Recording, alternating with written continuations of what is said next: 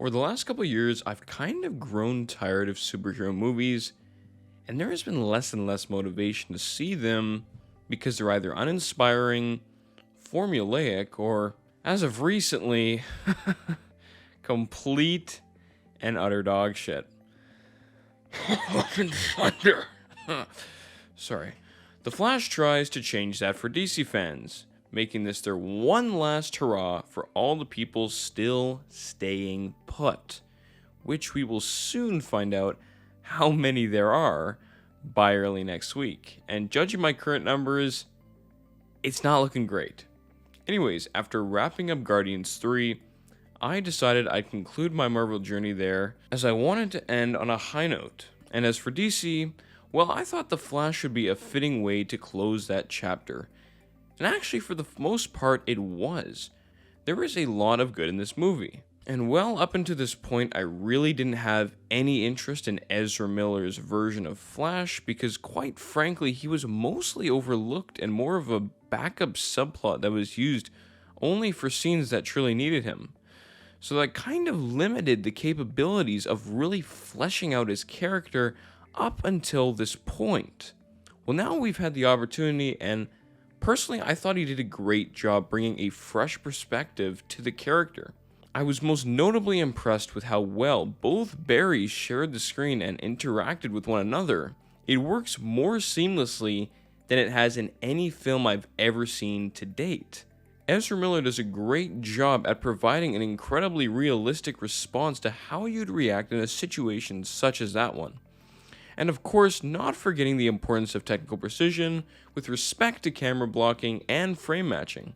It's just so effortlessly done that you instantly forget you're watching one actor acting against themselves, which is ironic because some of the CGI in this movie is iffy as hell.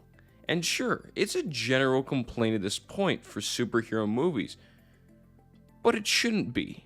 Some of those faces look like they were ported straight from the PS2, and a couple other action scenes just look painfully obvious when there is a change of movement. Now granted, the director has stated that some of the iffy Flash stuff had artistic intent behind it, and I beg the question, why? Because even so, it just looks like crap. Now, there's not just two Barrys, but we also have Supergirl and Michael Keaton, the big guns, as Batman.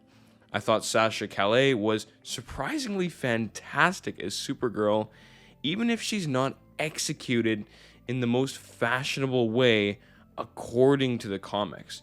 But then again, is she supposed to? We're dealing with some sort of alternate timeline, multiverse anomaly, so I think that's kind of the point here.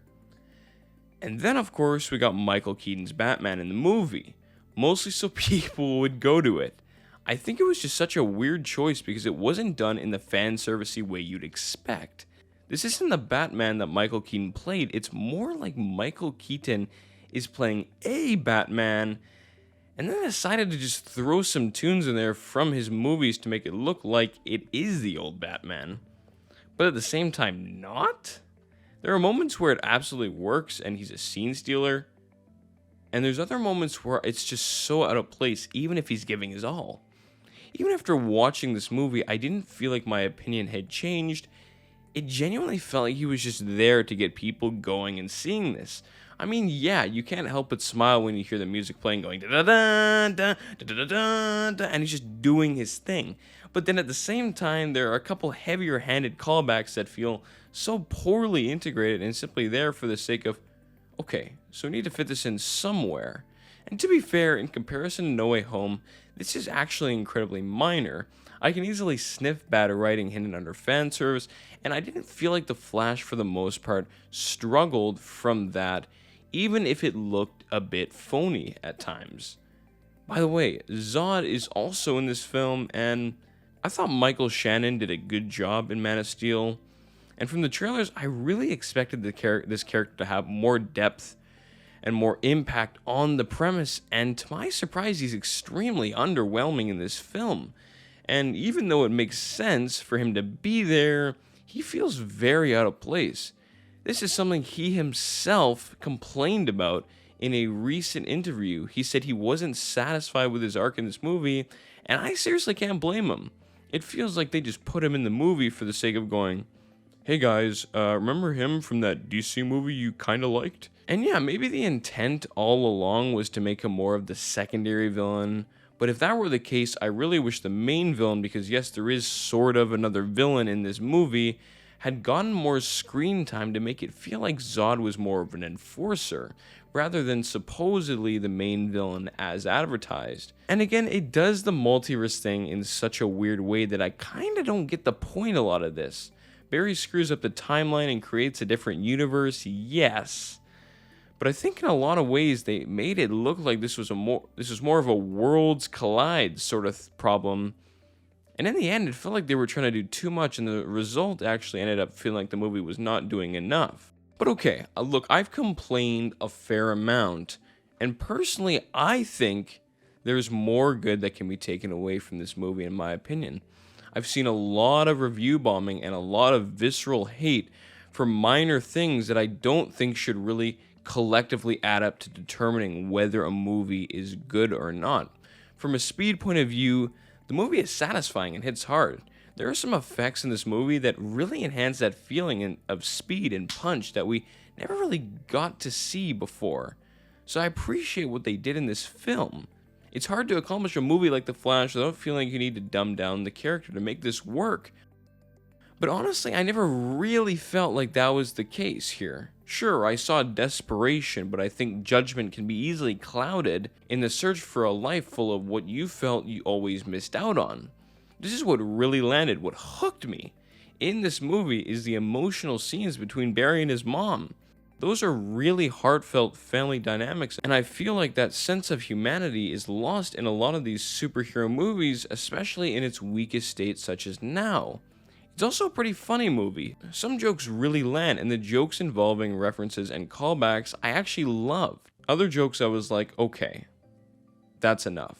But in the end, the important thing is I liked The Flash. No, it's not the greatest superhero movie of all time like some were saying. That's hysterical in its own right. And no, it really shouldn't be on the top of your list for this summer. That being said, it's a fun comic book film that uses its premise to push the story of Barry Allen forward, while also having a character that essentially, in its own unique way, is the origin story for Barry Allen in this universe that we never got to see. It is yet again another multiverse movie, which sounds like a tired combination of words, truthfully, and especially with the release of Spider-Verse just 2 weeks ago, you could argue that people don't really want to see a version that isn't as superior. But unlike some of the recent DC and Marvel films, I didn't walk out feeling like the entire movie didn't matter because it was all undone anyway. Whereas in The Flash, the characters clearly gained something from this experience, and it makes the finished result quite a bit more meaningful. If this is going to be a movie that won't matter in the coming months, make it something I can have fun with, even if it means having that absurd ending appearance.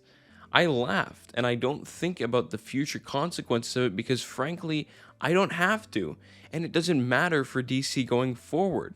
The solid hitting emotional beats, great new characters, and a heartfelt story made this a really nice watch, especially with this being my last DC movie. I'm going to remember watching The Flash, and I'm glad I'll be ending on a high note.